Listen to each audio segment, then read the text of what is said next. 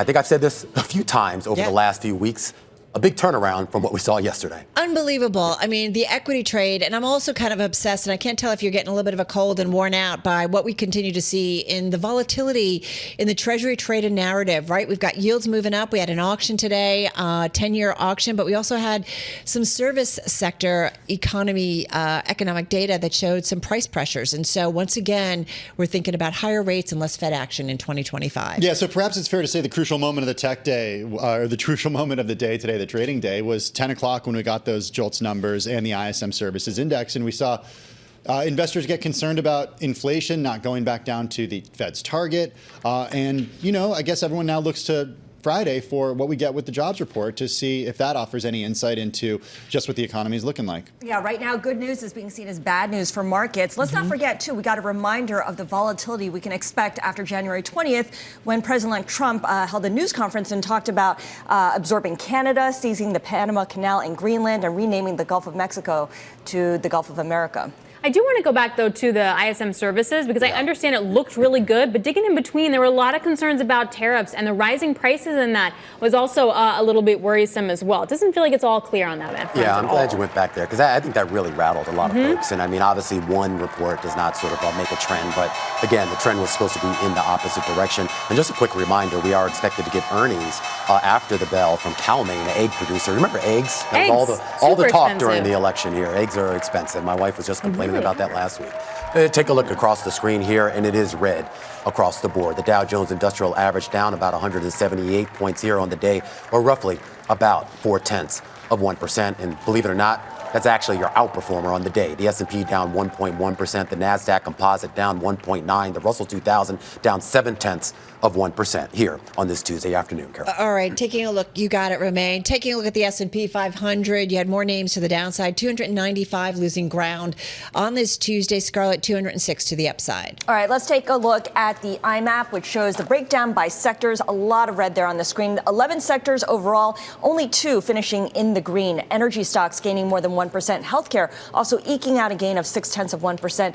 As for the worst decliners, those are all in the tech space. Infotech itself losing 2.4%. Consumer discretionary, which includes Tesla, down more than 2%. And communication services off by 1%. All right, guys, to the individual gainers, and really strongly in the green column, Moderna. This is your number one gainer in the S&P 500, up just shy of 12%. This is after the first bird flu death was reported in the United States. Moderna and other vaccine makers in general gaining some ground today. Moderna, by the way, is one of the few drug makers currently developing a vaccine for the HFNY bird flu, which is, as we said, spreading rapidly through farms and wild animals in North America. And again, the first death reported in the United States. Micron Technology, I got to say, the Nvidia effect, helping out some stocks, if not helping Nvidia itself today. And Micron is one of them. We're going to talk Nvidia from Tim in just a moment.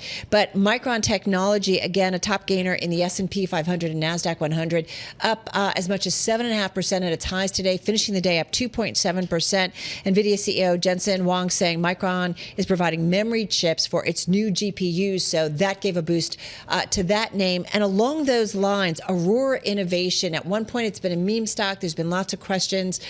This one, though, at its highs today, up 51%, finishing the day with a 29% gain. It's about a $15 billion market cap, maker of self-driving technology, soaring to a record. The self-driving tech company partnering with Continental and Nvidia to deploy driverless trucks at scale. So that one getting a boost. So now to Nvidia. Yeah, Nvidia is the story today. I mean, shares actually hit an intraday record earlier in the session, but then fell and pulled the markets down with it. 6.2% to the downside today. A wide-ranging product presentation by Jensen Huang failed to propel the AI chipmaker to new heights. Following that, Nvidia's latest announcement has given an upbeat view of the company's long-range prospects. However, there wasn't as much near-term upside as some investors had sought. I thought it was interesting, though, Tim. I mean, you look at some of the other presentations that came out of CES and the market reactions there, like Mobileye, of course, taking a huge leg down after its executive presentation. But then a few other companies that I think would benefit from whatever the heck Jensen Huang saying, they all rallied on the day. Yeah, Carol had plenty of gainers today as a result of what we heard from Nvidia. Look, shares were already higher by more than 10% this year going into today. So, look,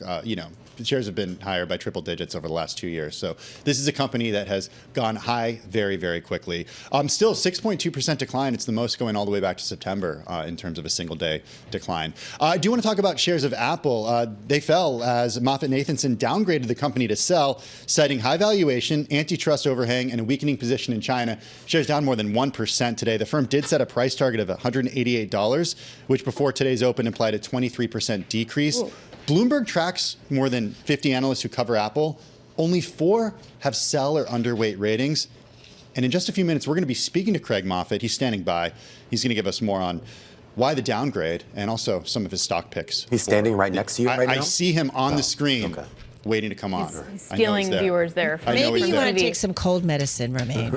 Oh, he's on it. He's on it. Trust me. All right, you got to get the good stuff behind the counter, Romaine. Everybody knows that. Yeah, I have a phone sign. Tesla. Do I have time for Tesla, guys? Oh, sorry. Yeah, yes. Sorry. I want to check in on shares of Tesla. They fell. B of A cut its rating to neutral. Let them finish. You can't interrupt these people. Don't do that on the show. Lower today. Alex can, it's fine. Alex has got to do yields. That's the real story today. I mean, I was just saying, usually I'm like, it's boring, move on. But today it was actually really... I'm going to let you go, Alex. Okay. It was just a really big deal in the bond market. Yields are really moving, particularly on the back end. You had the strong JOLTS number, you had the strong ISM services, but then you got that 10-year auction, and it was bad. It was not good. Bid to cover was weak. You had indirect bidders weak. It was pretty brutal. And then tomorrow you get that 30-year coming in, about $30 billion auction coming in. Now, I was talking to Ira Jersey, Bloomberg Intelligence chief U.S. interest rate strategist. 4.7. That's his thing. 4.7 on the 10-year. We are right there. He says positioning-wise, that could be pretty brutal, and you could see some selling really pick up after that. So watch that level. See? Sorry. All right, guys, we are getting some earnings out of Cal-Maine, of course, the largest publicly traded egg producer in the United States. Net sales coming in at about $954 million and change. The street was looking for $751, so a big beat on the revenue side and a big beat on EPS, $4.47 a share. The street was looking on average for about $4.05 a share. You have to dig through this release, but it's really no real mystery here why the results are as good as they were. Prices for eggs have been going up, partly because of supply issues, partly because of bird flu. Net sales up 82% year over year. Yeah, the company is saying that our results also reflect higher market prices, which have continued to rise this fiscal year as supply levels of shell eggs have been restricted due to recent outbreaks of highly pathogenic avian influenza. The company did go on to say that there's been robust demand for eggs, resulting in significant increase in dozens sold for the quarter. And here's your number: 58% net average selling price for a dozen of eggs. Cal-Maine is reporting year over year, 58%. Ouch. Well, we all feel it, right, when we go shopping. Hey, you know what, though? You can get kind of cheaply or less expensive. How about some used luxury high-end watches? Oh, yeah, let's buy them by the dozen. Let's go buy them by the dozen. Rolex Patek Philippe, what are they? Falling to a 3-year low prices here in 2024. Actually, last year, I should say. The Bloomberg Subdial Watch Index, yeah, it's a thing. We track watch prices. It tracks prices for the 50 most traded models by transaction value. It declined nearly 6% last year to its lowest price since 2021. Rolex models dropped 5%. Patek Philippe dropped 4%. Audemars Piguet prices lost about 7.5% in the used market. But you know which watches held their value the best? Cartier, only down 1/3 of 1%. Oh, yeah? Yep. What about Swatch? Asking for a friend.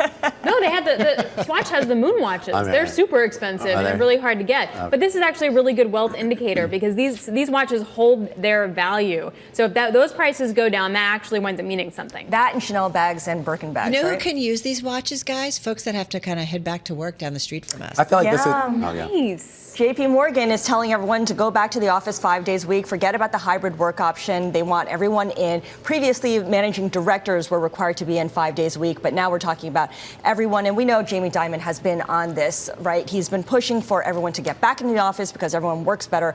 And, once one bank does this, everyone else kind of, cracks the whip and says, we're all back. Do they work better? Because I've heard this narrative from all these companies saying that everything works better, but then we've gone through this stretch since the pandemic of these companies posting record profits, record jumps in revenue growth. But they could do even better. Oh, Scarlett, you would make a great CEO of a big faceless corporation. I just wonder how long it's someday. going to take for JP Morgan, Bank of America, to get the headlines that cross 5 days a week in the office. All right. Well, this may come up on that earnings call at JP Morgan, right? That's going to happen in a couple of weeks. All right, guys, that's a wrap. Our cross-platform coverage, radio, TV, YouTube, Bloomberg Originals. We will see you again, same time, same place tomorrow for